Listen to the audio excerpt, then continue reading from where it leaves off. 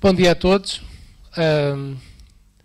Como coordenador adjunto do mestrado em Engenharia Eletrotécnica, cabe-me a mim dar as boas-vindas, primeiro que nada, aos convidados que estão aqui na mesa, mas eu queria começar talvez por agradecer aos alunos da Engenharia Eletrotécnica, que são os mentores e os executores da realização destas jornadas, não só pelo trabalho que tiveram, como por fazer uma coisa que é normalmente difícil, que é manter a chama acesa. É muito fácil fazer as primeiras jornadas, as segundas são mais difíceis e assim sucessivamente. E, portanto, o vosso trabalho, que está aqui, digamos, expresso nos programas que vamos ter nestes 3 dias, é de louvar e é, digamos, do ponto de vista da coordenação, uma mais-valia que os nossos alunos têm feito ao longo destes anos. Ia começar, então, por cumprimentar a mesa. Primeiro, a professora Isabel Ribeiro, que está a representar o presidente do Instituto Superior Técnico. A professora Isabel Ribeiro é vice-presidente do Instituto Superior Técnico. O presidente do DEC, o professor Pedro Girão.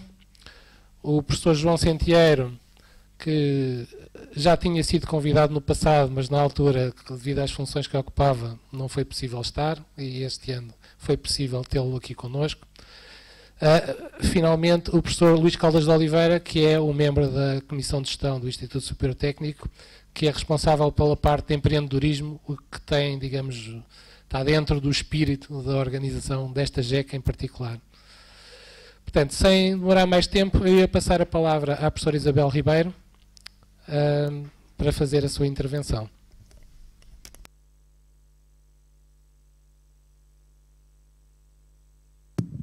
Muito bom dia a todos. Cumprimento os meus colegas da mesa, todos engenheiros eletrotécnicos e a assistência aos alunos. Dizer que é um prazer representar aqui o presidente do Instituto Superior Técnico nestas jornadas. Coube-me a mim fazê-lo como vice-presidente, mas tenho muito gosto porque também sou engenheira eletrotécnica, portanto também frequentei o mesmo curso em que vocês são finalistas e sou aqui professora no vosso departamento, no nosso departamento. E, portanto, queria começar também por felicitar os organizadores. Vamos na 12ª edição destas jornadas e, portanto, o empenhamento de sucessivos grupos de alunos ao longo destes 12 anos, mostra o vosso sentido de responsabilidade e o vosso empenhamento em querer perceber, e eu creio que o objetivo destas jornadas ao longo destes anos tem sido querer perceber um bocadinho o que será a vida lá fora quando saírem daqui, que oportunidades de emprego têm, que atividades e que espectro de atividades podem ter. E, portanto, queria felicitar-vos por manterem esta chama acesa e felicitar-vos por mais esta organização. Este ano, tanto quanto eu vi, e vi pelo programa que organizaram, além das sessões, e as sessões cobrem grandes projetos de engenharia portuguesa, mas cobrem, sobretudo, experiências e relatos, testemunhos de empresas com um espectro muito largo de atividades em que muitos colegas vossos que já saíram desta casa há mais anos desenvolvem a sua atividade profissional. Portanto, é bom ver e é bom que vocês tenham percebido e tenham feito estes convites, que o tipo de empresas em que vocês podem vir a trabalhar como engenheiros eletrotécnicos tem um espectro muito largo. Nós temos aqui desde coisas de engenharia elétrica a computação, transportes, etc. E, portanto, vocês aqui, nesta casa, e eu agora estou muito a falar como engenheira eletrotécnica e como docente deste departamento, vocês ganham uma capacidade de atacar problemas num espectro muito, muito largo. E, portanto, para além destes diversos tópicos, e eu não vou falar num tópico que considero ser muito importante, porque deixo aqui para o meu vizinho de mesa, do meu lado esquerdo, o professor Luís Caldas. Para além destes tópicos, tem um conjunto de workshops, visitas de estudo. Percebo aqui, nestas visitas de estudo, e vocês falam no vosso programa, algumas são visitas técnicas e outras têm um lado mais lúdico. Temos que sempre na vida ser capazes de juntar o aspecto profissional, sério, enfim, da aprendizagem e da aquisição de conhecimentos com um aspecto mais lúdico, e, portanto, vocês conseguiram aqui neste programa um mix muito equilibrado, e, portanto, gostaria de desejar que estas jornadas corram como vocês esperaram que corram, que tivessem corrido, que corram bem, que os vossos colegas, que eu sei que neste momento estão em aulas, alguns estão em aulas, que apareçam e que participem nestas sessões, que são sessões que, pelo título, são extremamente importantes, extremamente interessantes, e, portanto, em nome do Presidente do Instituto Superior Técnico, agradeço o vosso esforço na organização destas jornadas e espero que elas corram bem. E até às próximas jornadas. Muito obrigada. Muito obrigado. Passaria agora a palavra ao Presidente do DEC, professor Pedro Girão.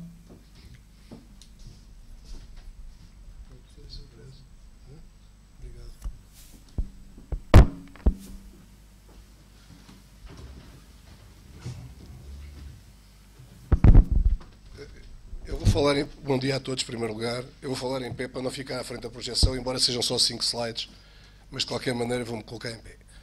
Cumprimento, obviamente, todos os colegas de mesa, todos os eletrotécnicos. Aliás, o Presidente do Técnico também é de formação de base eletrotécnico. Portanto, como se costuma dizer em piada, isto é tudo malta do técnico e, em particular, é tudo malta de engenharia eletrotécnica. Obviamente que é sempre com agrado que vemos esta iniciativa anualmente renovada das jornadas organizadas pelos alunos do Departamento de Engenharia Eletrotécnica de Computadores, e desejo que este ano, mais uma vez, seja o sucesso que tem sido nos anos anteriores. Quando, enfim, para além de pedirem, quer dizer, convidarem para estar presente nesta sessão, sugeriam que eu falasse durante 5 ou 10 minutos, eu, aliás, perguntei ao Fnegan, pelo mail, se ele tinha alguma sugestão, porque, como é óbvio, há tanta coisa para falar que o problema é escolher. O ano passado foi fácil, porque celebrávamos o centenário e naturalmente, que, enfim, uma resenha histórica dos 100 anos de engenharia eletrotécnica fazia um sentido. Este ano a variedade de temas era muito maior. E, portanto, eu olhei para a missão das vossas jornadas e para o tema das vossas jornadas e agarrei-me aqui a 2 ou 3 frases ou palavras e é com base nelas que eu vou, digamos, dar 2 ou 3 ideias, algumas delas que eu espero que sejam muito claras e que transmitam aquilo que eu acho que é também a nossa missão, docentes, e não só docentes, eu diria toda a gente que está nas gerações anteriores à vossa, mensagem de chamada de atenção para algumas coisas, para mais tarde não sermos acusados de não os termos dito aquilo que os esperava. Portanto, a missão está aqui, eu desta missão vou-me ligar, vou falar basicamente na questão do emprego. Em relação ao tema, o tema é os grandes projetos de desenvolvimento em Portugal, e eu aqui vou referir-me à questão dos grandes projetos versus projetos não tão grandes. Ora bem, a primeira mensagem que é fundamental hoje em dia nós transmitirmos para vós é que é óbvio que é normal e é legítimo que qualquer pessoa que está a obter uma formação se preocupe, a formação, obviamente, para exercer não só por razões, digamos, de aquisição de conhecimentos, mas também para a prática profissional, que sempre se preocupe com o emprego, aquilo que tradicionalmente nós designamos como emprego. Eu já gostava de distinguir entre emprego e trabalho. Como eu digo aqui, trabalho haverá sempre.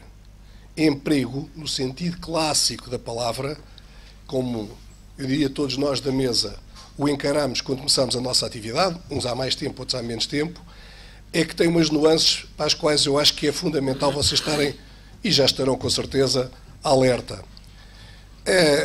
Quando eu comecei a minha atividade, digamos, pós-licenciatura, estamos a falar dos anos 70, 74, por aí, a situação para já, em termos de emprego, não era particularmente brilhante. Estávamos a passar um período pós-revolucionário, revolucionário, pós-revolucionário, portanto não havia uma grande oferta de emprego, na acessão normal da palavra, mas o que havia, de qualquer maneira, era um emprego que eu não diria que a expectativa fosse para toda a vida, mas em muitos casos, na realidade, assim era. Quer dizer, uma pessoa entrava para uma determinada organização, uma empresa, uma instituição de ensino, o que quer que fosse, e a expectativa é que dela terminasse a sua carreira. Bom, como vocês sabem, isso alterou-se enormemente. Obviamente estamos a falar de 50 anos, ou perto disso, não diria tanto nos últimos 50 anos, eu diria essencialmente na última década. Como provavelmente a generalidade dos cidadãos do mundo não sabemos para onde vamos, mas há coisas que eu tenho a certeza que não vamos voltar ao passado em determinadas coisas. E, portanto, a questão do emprego hoje em dia tem que ser encarada com alguns aspectos que são condicionantes. Em primeiro lugar, é que esse emprego para toda a vida hoje não existe. A dinâmica do emprego é muito grande, e é muito grande não só do lado da oferta, mas do lado da procura, porque é também normal que os licenciados, mestrados atualmente, que saem dos nossos cursos aqui do TEC, nomeadamente do nosso departamento, que apesar de tudo têm conseguido, até porque há uma grande falta a nível europeu e mundial de pessoas com formação nas áreas tecnológicas e, portanto, têm conseguido ter aquilo que se chama empregabilidade praticamente 100%, mas eu diria que é normal essas pessoas arranjarem um primeiro emprego e, passado alguns meses ou poucos anos, mudarem de local de trabalho por iniciativa própria, porque há uma oferta melhor. Portanto, mas esta dinâmica é dos dois lados e é muito grande, o que quer dizer que as pessoas têm que estar preparadas para essa dinâmica. Essa dinâmica, essa oferta é também relativamente precária, exatamente porque é dinâmica, não é? E porque é muito função da procura em cada altura do mercado. E eu pus ali entre parênteses a reforma porque outros aspectos que enfim, terá de ser resolvido muito rapidamente em Portugal e noutros países é a questão da organização da vida pós-laboral, pós-atividade plena. O sistema que temos tido, e em Portugal em particular, se tem vindo a procurar, eu não diria adaptar, mas a procurar reagir e manter o status quo das reformas e das pensões de reforma, é um sistema que não tem sustentabilidade. Por muitas voltas que queiram dar, não tem sustentabilidade, a não ser que passemos a reforma após 75, 80 anos e façamos outras habilidades do género. E, portanto, é preciso arranjar soluções alternativas. Isso, aliás, é uma das coisas que eu mais critico neste país. Aliás, no país e não só. São problemas que estão anunciados, são conhecidos. Há 30 anos que se conhece esse problema. Eu há 30 anos quero dizer isso, em particular ao meu irmão, e nada acontece em relação a isso. Portanto, é bom pensarem no emprego e pensarem no que é que será a vossa vida mais daí a uns 30 ou 40 anos. É claro que agora que vocês têm 20, isso parece uma coisa muito longínqua, mas não é tanto como isso. Bom, tudo isto onde eu queria chegar é o seguinte, é que esta precariedade e dinâmica, etc., aponta muito para que as pessoas que adquirem uma determinada formação, especialmente nas áreas tecnológicas, comecem a pensar muito seriamente em criar elas próprias o seu próprio emprego. Portanto, eu acho que é desejável nós fomentarmos isso a nível do Instituto Superior Técnico e do Departamento em particular, porque vocês saem com algumas capacidades para isso. É claro que há alguns riscos, isso implica interface com outras áreas, mas acho que é bom e já há vários exemplos nesse sentido. No que respeita aos grandes projetos, bom, é claro que falar de grandes projetos é interessante. Esses grandes projetos têm vários impactos, de ordem direta e indireta, na riqueza adicional que produzem através dos bens ou dos serviços, no emprego criado, direto e de todas as atividades à volta, mas, de alguma forma, nós associamos os grandes projetos sempre a qualquer coisa que parte do trem. Quer dizer, ou do Estado, o que foi durante décadas, ou então de algum dos poucos empresários que este país ainda tem. E não encaramos os projetos como uma atividade que tem que também nascer de nós. É claro que não se espera que todos produzam grandes projetos, mas a noção de grande e pequeno é muito relativa. E, portanto, onde eu queria chegar é que os grandes projetos envolvem muito dinheiro. Isto hoje em dia o dinheiro está caríssimo, não é? E muitos desses projetos têm um efeito muito limitado na balança de pagamentos e, portanto, são discutíveis a sua importância absoluta e, por conseguinte, o que eu aconselharia é dizer, ok, grandes projetos, nada a opor, mas pensem naqueles que cada um de nós é capaz de pôr em ação com os conhecimentos que tem, com as capacidades que tem e com, obviamente, as ligações que necessita adquirir com outras pessoas na área da gestão, na área jurídica, porque, provavelmente, como o Luís Caldas de Oliveira dirá alguma coisa, começar qualquer coisa de novo é preciso não só ter os conhecimentos técnicos necessários, mas é depois preciso um conjunto de, entre aspas, de infraestruturas ou de elementos infraestruturantes que vocês naturalmente não têm. Portanto, as minhas duas mensagens eram estas do emprego e de projetos. Façam vocês, tentem ser motores e não esperem que os outros puxem por vós, porque não é esse talvez a direção da história. Obrigado. Obrigado. Passava agora a palavra ao professor João Sentieiro.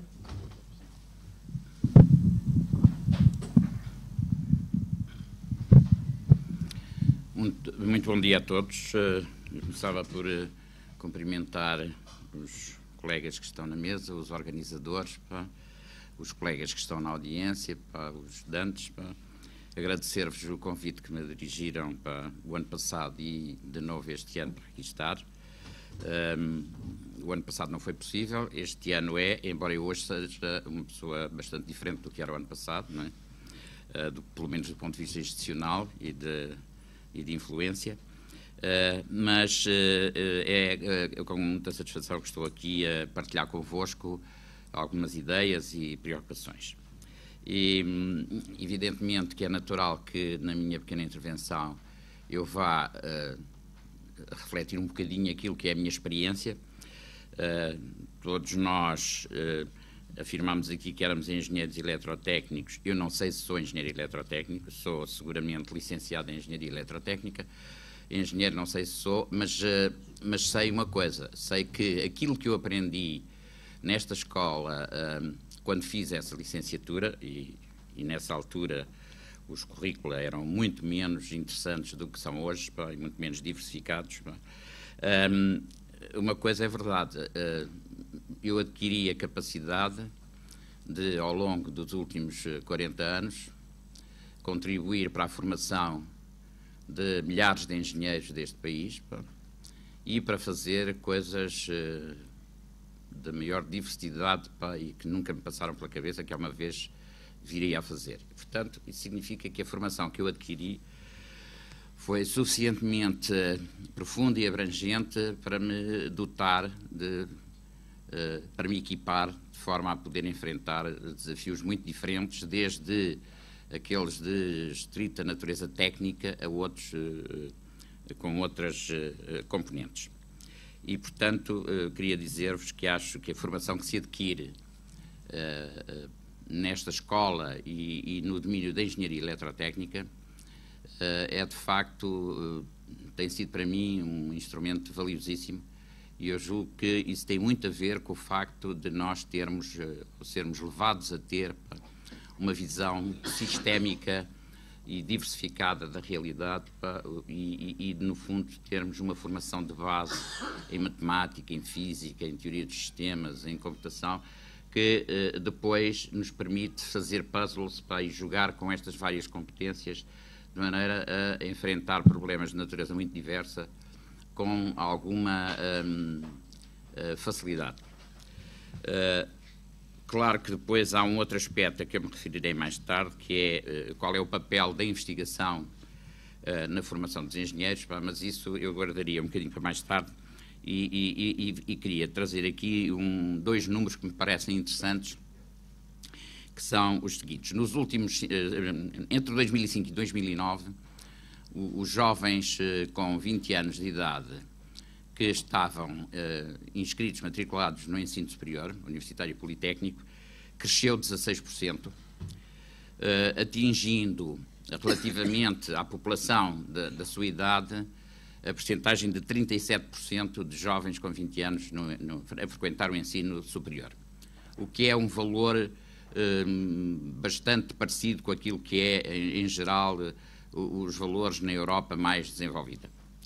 Mas, quando olhamos depois para a percentagem na população ativa entre os 25 e os 35 anos que tem formação superior, aí o que se verifica é que nós estamos muito longe ainda da média europeia, e se verifica ainda mais que em 2020, quando o objetivo do próximo programa quadro, que vocês já devem ter ouvido falar, que é o Horizonte 2020, né, estabelece como percentagem ideal dos países 40%, se nós mantivéssemos o ritmo de crescimento que tivemos nestes últimos 5 anos, e que foi muito grande, mesmo assim não atingíamos esse valor e ficávamos relativamente longe. Com isto quer dizer o quê? Isto quer dizer que nós temos um déficit, no nosso país, um déficit de qualificações gigantesco, e que, portanto, ao contrário do que muitas vezes se diz, não temos licenciados a mais, antes pelo contrário, temos licenciados a menos e de uma forma muito significativa. Não temos engenheiros a mais, temos engenheiros a menos e de uma forma muito significativa. Nisso, aliás, estamos em parceria com alguns outros países da Europa mais desenvolvida. E, portanto, eu diria que se vocês têm alguma preocupação com o vosso país, não imigrem, fiquem cá. Quer dizer, ao contrário daquilo que hoje em dia muitas vezes se ouve responsáveis, o país precisa de vós, não é? Precisa de vós e precisa de muito mais, de muitos outros como vós e muitas outras como vós. E, portanto, a primeira mensagem que eu vos queria dizer era: não imigrem, fiquem no país, se é que vos interessa o desenvolvimento do vosso país. Uma outra questão que eu gostava de vos alertar, e que, portanto, tem a ver com a temática que me apercebi que nestas jornadas vai estar muito em cima da mesa, que é a questão do empreendedorismo, e que já o professor Pedro Girão aqui falou.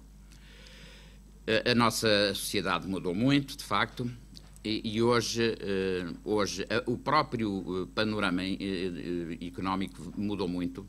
Se nós olharmos para o que é o mapa empresarial do país, o que verificamos é que nos últimos anos surgiram imensas empresas chamadas de base tecnológica, que foram constituídas por jovens como vocês, que tinham ideias e que lhes quiseram dar valor económico e que, portanto, se juntaram e formaram empresas. A taxa de sucesso não é famosa, mas não é famosa em Portugal como não é nos Estados Unidos, como não é em lado nenhum. Mas quando pode, de facto, ser extremamente compensadora. Evidentemente que num país como Portugal, um dos segredos para o sucesso de qualquer iniciativa desse tipo é que rapidamente se internacionalize, porque, evidentemente, o mercado nacional é relativamente pequeno e, portanto, dificilmente consegue garantir para a sobrevivência de empresas de base tecnológica que estejam a pôr no mercado produtos ou processos muito inovadores. Portanto, uma das chaves do sucesso é a internacionalização o mais rápida possível. Mas, portanto, esse é um caminho que está aberto e que muitos têm escolhido fazer, e muitos com sucesso. Aliás, nós verificamos que o país conhece pouco essa realidade, mas quando nos debruçamos sobre ela ficamos normalmente surpreendidos com o número de empresas novas que foram criadas e que têm sucesso neste momento. Algumas têm nomes famosos, que vocês conhecem, mas nem todas têm esses nomes tão famosos. Mas o que eu gostava de vos dizer também era esta história do empreendedorismo e do sentido de como é que as pessoas ganham essa capacidade de empreender. Evidentemente que nós sabemos que no mundo dos negócios e cada vez mais com a competição global que hoje tem que se enfrentar, as pessoas distinguem-se e as empresas distinguem-se pela capacidade que tiverem de inovar, de introduzir no mercado, digamos assim, como hoje se diz, para produtos ou processos que sejam inovadores. Para isso, evidentemente, que tem que haver ideias, tem que haver uma base que sustente, uma base de produção de ideias que sustente isso, mas também tem que haver uma capacidade de enfrentar a incerteza e o risco que nem todos estão dispostos a fazer ou que nem todos estão treinados para fazer. Mas essas capacidades também se treinam. E uma das formas de treinar essas capacidades é através, exatamente, da prática de investigação científica e tecnológica. Isto quer dizer que, na minha perspectiva, a investigação, a prática da investigação científica é uma atividade que não deve ser praticada apenas por aqueles cujo sonho na vida é ser investigadores cientistas, é serem cientistas ou serem investigadores científicos de ciência. De facto, eu acho que para todos os profissionais, hoje em dia, e face àquilo que é a realidade que fora da escola tem de ser enfrentada, têm a ganhar se passarem por uma experiência desse tipo. Se tiverem, porque aí treinam desde trabalho em equipe até exatamente lidar com a incerteza, não há nada mais incerto do que um projeto de investigação, adquirem capacidades de resiliência, de resistência, de enfrentar o desconhecido, que vos serão muito úteis no futuro. E vocês têm a sorte de estar numa escola e num departamento onde essas oportunidades estão à vossa disposição, não é? O Departamento de Engenharia Eletrotécnica e Computadores tem no seu seio ou afiliados instituições de investigação de elevadíssimo nível, de capacidade enorme, de prestígio internacional muito grande e, portanto, vocês têm essa oportunidade, é uma questão de a aproveitarem. Passar por esses laboratórios durante o vosso período de estadia no técnico só vos pode trazer benefícios, só vos pode ajudar a preparar melhor para no futuro se encarreirarem por essa via, se quiserem criar as vossas empresas, se quiserem lançar-se em transformar, nomeadamente, produtos que são desenvolvidos nesses próprios laboratórios, porque uma outra vantagem de passar por eles é exatamente de ficar a conhecer e a partilhar essa rede de contactos que vos permitirá no futuro manter sempre um pé na universidade, onde as ideias brotam, onde as ideias são desenvolvidas, mas onde não é possível levá-las ao ponto de as valorizar muitas vezes economicamente, e vocês aí podem fazer esse interface tão importante entre a universidade e a realidade económica, não é? Portanto, eu diria que a segunda mensagem que eu gostava de vos passar era que tentem essa experiência, se tiverem a oportunidade, aproveitem-na, se não tiverem, conquistem-na, de trabalhar, de serem envolvidos em projetos de investigação durante o vosso período de permanência nesta escola, porque isso de certeza vos vai ajudar nessa vossa ação de criação de empresas e de empreendedorismo. É sem dúvida, evidentemente, que se pode fazer inovação sem ser com base científica, mas a nós interessa-nos particularmente e entusiasma-nos e certamente estimula-nos mais para fazer inovação de base científica, porque somos pessoas que temos uma formação avançada, que temos um grau de exigência maior, como é natural.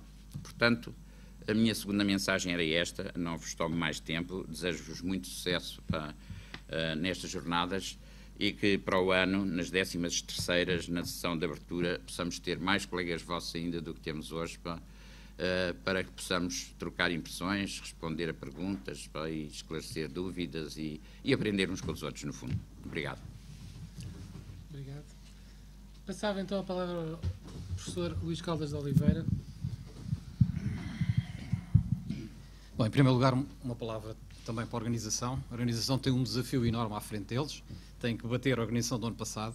A Maria Barradas foi uma coisa fantástica, todas as empresas que estiveram no Técnica o ano passado, nestas jornadas, ficaram a conhecer a Maria Barradas e, portanto, a organização atual só tem que fazer melhor. Portanto, obtive as melhores recomendações sobre aquilo que se passou o ano passado nestas jornadas. Portanto, vocês têm uma grande responsabilidade de manter a qualidade e garantir que ainda vai ser melhor que o ano passado. E tem um painel, de facto, de empresas e de variedade de coisas fantástico. E como eu tenho, de facto, o pluro do empreendedorismo, eu vou falar de tudo menos de empreendedorismo. Porquê? Porque vão ter daqui a bocadinho, depois do almoço, o professor Epifânio da Franca, que é uma das poucas pessoas em Portugal que ficou rica com uma empresa. E, portanto, não há nada melhor do que uma pessoa dessas para vos explicar o que é ser empreendedor e as vantagens de fazer empreendedorismo. Aquilo que eu vou falar é daquilo que eu acho que é uma das coisas mais importantes para atrairmos os melhores e os mais inteligentes alunos para o técnico. Um dos fatores que tem a ver com isso é perceber, as pessoas quando vão para o técnico, perceber que o mercado valoriza de forma particular as pessoas que saem do técnico. E isso acontece de facto. Eu falo com muitas empresas, eu tenho, além do pluro de empreendedorismo, tenho também o pluro da relação com as empresas e, de uma forma geral, todos os empreendedores dizem, todos os empregadores dizem que os nossos alunos são extraordinários. Okay? E são muito melhores que os outros. Não é por ser professor do técnico e, em particular, os de engenharia eletrotécnica. E têm uma característica que é única, trabalham que nem uns cães. Dá-se lá saber porquê. O que é que acontece? Acontece é que nem sempre é valorizada essa distinção quando é feita a primeira oferta de emprego. Ou seja, e vamos perceber porquê. Porque é que vocês, quando vão tentar encontrar um primeiro emprego, aquilo que vos é oferecido na maior parte das empresas é exatamente o mesmo que são oferecidos aos outros licenciados em engenharia eletrotécnica. Porque o processo de recrutamento nas grandes empresas, em particular, tem dois departamentos, o Departamento de Recursos Humanos e o Departamento de Engenharia.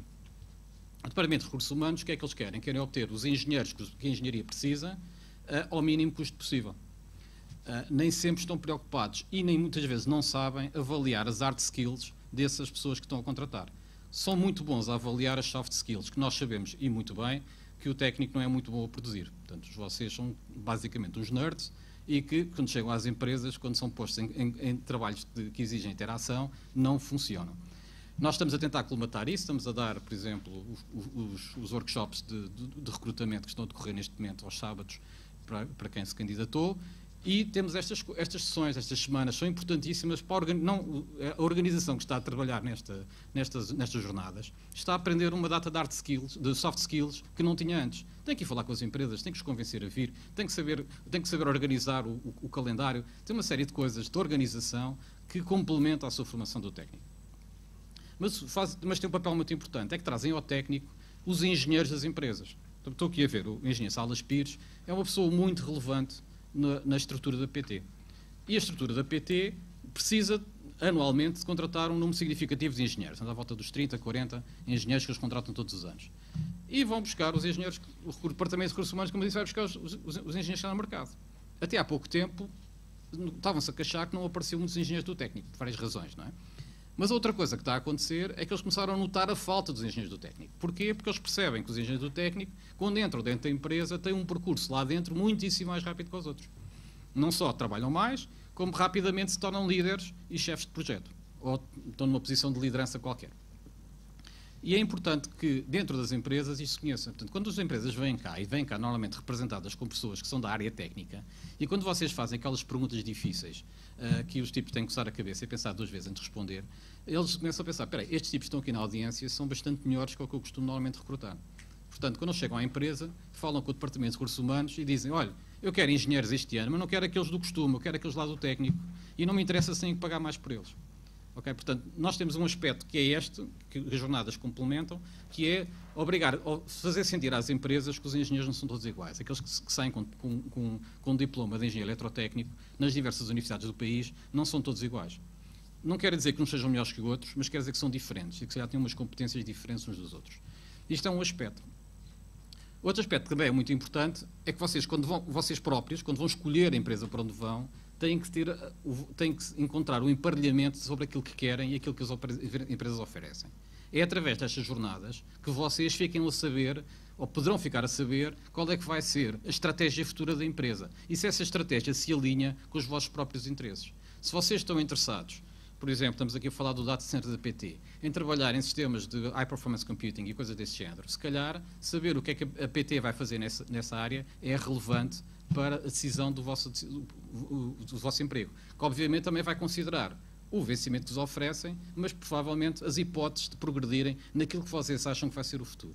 E estas jornadas são importantes para fazer essas perguntas às pessoas, saber o que é que as empresas pensam que vai ser o seu próprio futuro, para vocês também tomarem uma decisão mais acertada sobre qual é que há de ser, ou pelo menos o mais acertada possível, sobre qual é que vai ser o vosso próximo passo. Que, como disseram no passado, né, os meus colegas, a vossa vida profissional vai ser uma dinâmica, não é? Vocês, se calhar, vão ter mais ligação com o senhor que está sentado ao vosso lado, com os vossos colegas, do que com a empresa com quem vão trabalhar. Vai ser o vosso colega que vos vai dizer que outras oportunidades é que há no mercado. E, portanto, esta networking que vocês criam aqui, e que vocês vão também juntar-se neste processo de seleção daquilo que vão tentar escolher como primeiro emprego, é importante também discutirem com os vossos colegas e perceber que informação é que têm e como é que devem maximizar o emparelhamento entre as vossas expectativas e aquilo que a empresa oferece. Portanto, outra coisa que o técnico está a fazer é também garantir que haja uma coincidência temporal entre a oferta de emprego e as vossas escolhas. Antigamente, e ainda acontece, não é? Há empresas a começar a fazer as ofertas de emprego a partir de fevereiro, não é? Estamos a falar de pessoas que estão no 5º ano, e vão muitas vezes, eu recebo ofertas de emprego para vocês em outubro, não é? Claro que tenho que dizer aos senhores, olha, desculpe lá, nesta altura já não há engenheiros eletrotécnicos disponíveis para o vosso emprego no técnico. E vocês próprios têm sempre uma decisão, se vos aparece uma decisão a tomar, se aparece uma oferta de emprego em fevereiro, o que é que eu faço, não é? Digo que sim ou que não. A minha recomendação neste modelo, e digo a mesma coisa às empresas, é tentar concentrar em maio o processo da decisão para onde é que vão trabalhar. E as empresas devem tentar focar em maio também o processo da oferta do valor, da discussão do valor salarial. Porquê? Porque é na altura em que vocês conseguem negociar. Portanto, se nós conseguimos concentrar temporalmente a procura e a oferta, por um lado, as empresas têm melhor noção do que é que existe no mercado, qual é que é a oferta de futuros trabalhadores que podem ter no mercado. E vocês têm a melhor escolha sobre o que é que há de ser a vossa melhor possibilidade, melhor emparelhamento daquilo que vocês querem relativamente ao vosso futuro. E, portanto, há aqui um conjunto de coisas que o técnico pode fazer, há muitas que ele não pode, nós não vamos ter aqui processos de recrutamento em que somos nós próprios que vos obrigamos a ir para um determinado lado ou tentamos condicionar-vos de alguma forma relativamente àquilo que vocês devem aceitar como emprego, mas podemos organizar o processo, podemos dar-vos competências chamadas soft skills que vos faltam para o processo de recrutamento, podemos organizar as empresas no sentido de dizer-lhes, olha, venham cá nesta altura, que esta altura é melhor, venham cá apresentar-se às jornadas, e porque é a altura onde os alunos estão ainda a decidir o que é que vão fazer da sua vida, e temos também a organizar o processo do momento em que os alunos devem decidir e onde é que as empresas devem também oferecer as suas ofertas de emprego. Finalmente, há uma coisa que é muito importante, é que vocês terminem os vossos cursos, os vossos mestrados na altura certa. É muito importante, quando vocês comprometem em maio, que vão começar a trabalhar na empresa em outubro, é importante que vocês concluam a vossa tese de mestrado em setembro. Okay? E, portanto, tudo isto só funciona se houver uma organização relativamente bem calibrada entre os vossos comprometimentos com a empresa e aquilo que vai ser, de facto, que vai ser entregue à empresa.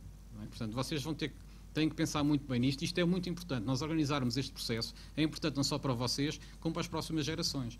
Se os alunos do secundário começarem a perceber que as pessoas que vão para o técnico, como já acontece, não só têm emprego, como são das melhores remuneradas nesta área, então se calhar vão pensar 2 vezes em ir para uma escola onde vão trabalhar menos e se calhar compensa o facto de ser mais exigente e ter uma carga de trabalho maior e escolherem uma universidade mais difícil, uma vida mais difícil, porque depois no final há uma recompensa.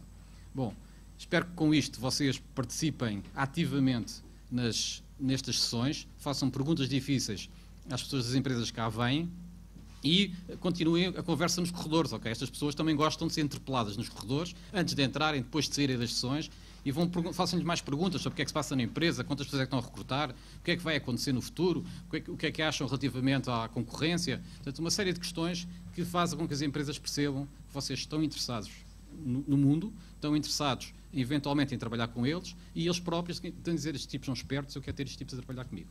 Okay, boa sorte para a vossa semana. Eu queria terminar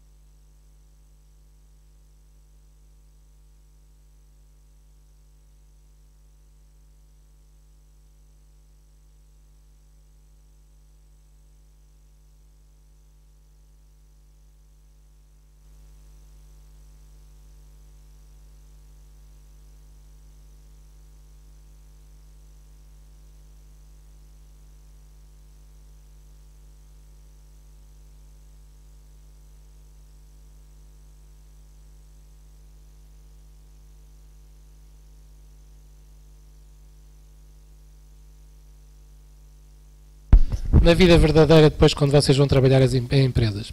O segundo aspecto que eu queria salientar, não indo contra o que o professor Sentier disse, mas acho que é importante, digamos, no vosso currículo e na vossa formação, considerem a hipótese, além de a eventual participação na investigação, nomeadamente no ISR, no IT, no INESC-ID, em projetos internacionais, a fazer uma experiência de internacionalização, isto é, eventualmente utilizar o programa Erasmus, utilizar o BEST, todos os cursos de verão, etc.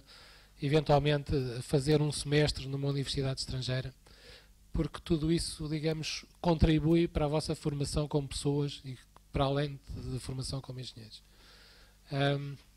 Terceira coisa, e que o professor Sentier também salientou, a maior parte do emprego na Europa é um emprego em pequenas e médias empresas. Podem ser extremamente inovadoras, não é? E provavelmente a Europa tem tido alguma dificuldade em passar o conhecimento, digamos, académico e de investigação para produtos e para inovação que têm impacto real no mercado. Isso tem sido, digamos, uma coisa em que temos estado algo atrás, por exemplo, daquilo que acontece nos Estados Unidos. Também pela maneira como encaramos o risco e como, digamos, tratamos as pessoas que falham a primeira tentativa por terem arriscado. Existem, no outro dia estava a falar sobre isto, projetos, digamos assim, que tinham zero conteúdo científico, mas que têm um impacto terrível do ponto de vista do mercado. O exemplo que alguém deu foi o Facebook. Não é? O Facebook não tem inovação tecnológica. Alguém quis fazer um grupo de partilha de ficheiros, de fotografias, de informação entre um grupo de amigos e transformou-se em qualquer coisa que a Fortune dizia a semana passada que valia 15 mil milhões de dólares. Portanto, a inovação pode estar na vossa garagem, que um grupo de amigos percebe que o Skype é uma ideia genial. Okay? Às vezes não é preciso, para fazer estas ideias inovadoras e para as implementar, numa altura em que as aplicações são extremamente importantes e é muito mais difícil fazer dinheiro com uma fábrica de semicondutores de $1 bilhão do que com uma aplicação que é desenvolvida. Okay? Vocês têm possibilidade, como o professor Sentier disse, de, em Portugal, inovar. Não é preciso ir trabalhar para a Alemanha. A Alemanha precisa de 60 mil engenheiros, mas nós também precisamos. Há empregabilidade total, neste momento, em Portugal, em engenharia eletrotécnica, seja qual for a área que vocês escolham. Okay? O primeiro emprego poderá ser numa PME ou numa empresa que não é muito grande. Poderá não ser na PT. Okay? Mas há emprego e as empresas estão com dificuldade em contratar. E este timing que o professor Luís Caldas de Oliveira, e termino por aqui, disse é extremamente importante. Há muitos anos atrás, uma empresa que está aqui fora do lado direito, mandou um mail a alguns professores do técnico, em janeiro, dizendo: precisamos para a entrada imediata de 50 engenheiros eletrotécnicos. E a resposta que nós demos foi: neste momento não temos nenhum, porque todos os que acabaram no ano transato tem empregados. E os deste ano ainda não acabaram. Okay? Isto não é inédito. Recentemente ouvi dizer que há outra empresa que pediu exatamente a mesma coisa. 50 engenheiros para trabalhar em engenharia eletrotécnica a breve trecho. Este timing que vocês têm entre maio, terminar em setembro e conseguir estar disponível para começar a trabalhar em outubro na empresa é extremamente importante. Tenham isso em conta e tenham em conta também quando chegarem, eventualmente vocês não sei se estão no 4º ou no 5º ano, mas imaginando alguns de vocês estarão no 4º ano, vai-se iniciar agora um período, digamos, de oferta de temas de dissertação e de escolhas pela vossa parte das temas de dissertação em que vão trabalhar no próximo ano. Pensem nisso com esta janela temporal que o professor Luís Caldas de Oliveira disse, que é importante para vocês e para o próprio mercado, digamos, vos poder escolher e selecionar na altura correta para as empresas e para vocês. Pronto. Mais uma vez, muito obrigado à mesa. Desejo excelente sucesso para estas jornadas e que tudo corra bem até quarta-feira. Muito obrigado por terem vindo.